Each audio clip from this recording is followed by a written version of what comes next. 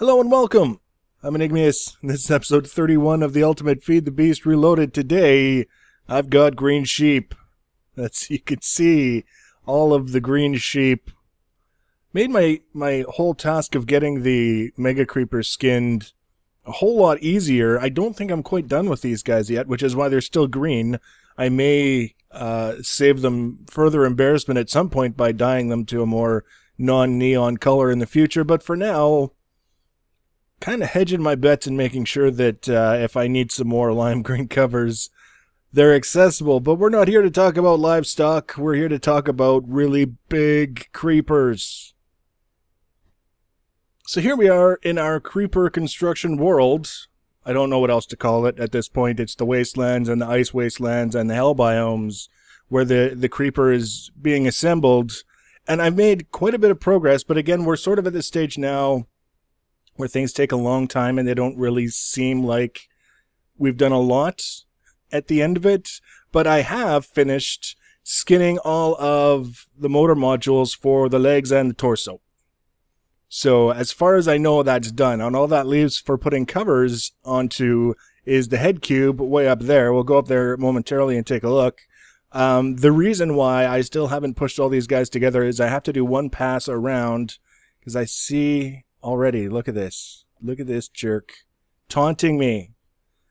I have to go around and I have to make sure that I don't have any of these guys causing problems. Because if I were to, for example, squish this module and this module together, and it were to turn out that one of these guys was missing, it's possible that when these guys are moving around, those two frames, those exposed frames, will contact one another, and then the modules will be fused together, and I would basically have to rip the top and the bottom off one, the top off one and the bottom off the other to find where it was, and then pain in the ass, such a pain in the ass. So I'm still just kind of a little bit cross-eyed from putting all the covers on, so I'm just going to leave it.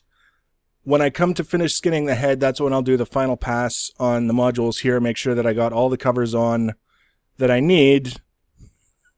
It's so easy to find them after you've done it. You wonder, how in the hell did I miss that? But I did. So that's what I have to do. And then I can squish it all together. So the next time you see this guy, you'll have a much better idea of the scale of the whole thing because we won't have all these gaps between the modules. So that leaves us up here with the head module. The last time we were here, all I really had was this face was done as you see it now. I've got some covers on it. Those were there in the last episode. I've got the 4 full-sized advanced monitors and the temporary lamps on the front just so that I can kind of see maybe a bit of what I'm doing. And that was really all there was to the head. I had some frames basically marking out the dimensions on most of the edges, but that was about all. So you can see here, we've got another face is done except for the covers. I still don't have any covers on here. Again, temporary lamps, all 4 advanced monitors. We come around here. We've got almost, about a third of the panels in place. And then I've got to put 4 more full-size advanced monitors. And then over here, all the panels in one monitor. So I need 3 more monitors. Lots of blocks still. Lots and lots of blocks. But that's okay because we'll get there. And I've got so much gold. It's like 8 gold ingots and a redstone. Piece of redstone makes 4 advanced monitors, and I've got stacks and stacks and stacks of gold ingots and a gold chest full of redstone. So it's not even a thing. It's not even a thing. And then also, I've got the structure in place on the top so that I can apply covers whenever I want. I'm not in a rush to get it done. I'll get most of them on, but I need to leave sort of an access hole so that I can get down inside and work on this guy. And I still don't have the motor unit in place for any of this. And I think, according to my grand master plan, I needed to move one of these struts so that it was spaced symmetrically somehow. But the motor unit's going to go in here somewhere. Still have to get some computers and disk drives and modems in. But it's basically structurally complete. So it's not going to take long to go from basically structurally complete to absolutely, totally structurally complete. And all that leaves is the control of this big baddie. Now, again, we're in that place, especially with the Lua and the computer craft stuff. I've learned over time previous experience that for a project like this, it's easier to kind of visualize what I want to do and sort of get something really simple on paper to act as a guide. And basically what I have to do is I have to write control modules for the monitors up there that will go onto each of the computers up there so that we can change around the faces on the creeper once it's done. We need to get control systems on these turtles to manipulate the redstone signals going to the various different wireless receivers throughout all the different modules. I forget how many, it was like 175 wireless receivers or something. I don't remember. I'll have to do the final math at the end of the project, all the different bits and pieces that went into it. And then I have to get the control system here, various different routines in place, what kind of, first of all, figuring out what kind of information I want to be monitoring and how I want to do that. And then I have to get all of these different things talking with one another so that I can basically control everything from this one computer. And it's basically just triggering, you know, sending a signal out to this guy, okay, change this face to something, or change that face to something, something, something, something. So that's basically where I'm at, is just getting that planning done, and I'm about ready now to start with the coding, mostly.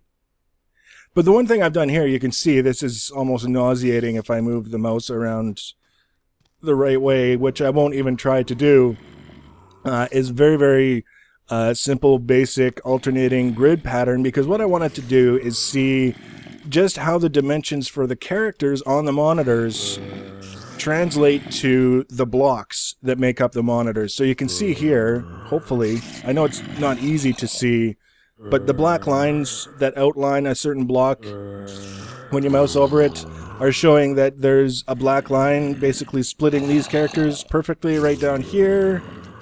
And then, of course, along the bottom of these guys here. So I can count these characters 2, 4, 6, 8, 9. So this is 9 wide because we have to account for that strip there and that strip there, and it's 6 high. So then we can basically assume that it will be 9 wide all the way down, but also we can verify this one is 2, 4, 6, 7 high, because it doesn't have that gold strip there. So basically what I'm trying to do is find out exactly where the boundaries are so that I can set up a table or some sort of referencing offset system. So instead of saying draw a bunch of lines here and a bunch of lines here, I can just write simple routines that say starting at this coordinate for this block, make it dark green. And it will basically duplicate the effect of putting a dark green cover on that block all the way around. Now, if that's not making sense, don't worry, by the next episode, I guarantee you it will. So that it's just much, much easier at the control level to say, I want this to be a model texture, and then on top of that, on this one particular face, draw this pattern in black to make it look like a face. That's basically where we're going with this, without having to do a lot of really tedious line drawing and maths and stuff that are just no fun to think about, much less code. So that's where we're at. Now, I know this is much shorter than my normal episodes. I'm hoping we're getting to the point where it'll be a lot easier to show off what this thing is capable of, because we're finishing the building elements, the planning elements, and the execution elements to the point where we can start with the playing elements. That's the whole idea. Is we want to get this guy mobile so we can have some fun with it and then see what else we can add to it to make it even more entertaining. Now, it's been 3 days since I uploaded an episode, which is why I'm giving you this abbreviated one now, so that people aren't wondering, what's with all this other crap going on, and we're still not even seeing the Mega Creeper? Have you given up on it? What's going on? Well, you see, I have been working on it quite diligently, and there's more yet to come. So the next episode, like I say, we should be seeing some action on the faces. We should be about done with the covers. We should have all of these guys smushed together so we can see the final dimensions. The head unit will have its motor unit. And we should be pretty damn close to being able to have an awful lot of fun with this guy. So if you're looking forward to that, make sure you subscribe to my channel so that you're notified when I upload the video. Thanks for watching, guys, and take care.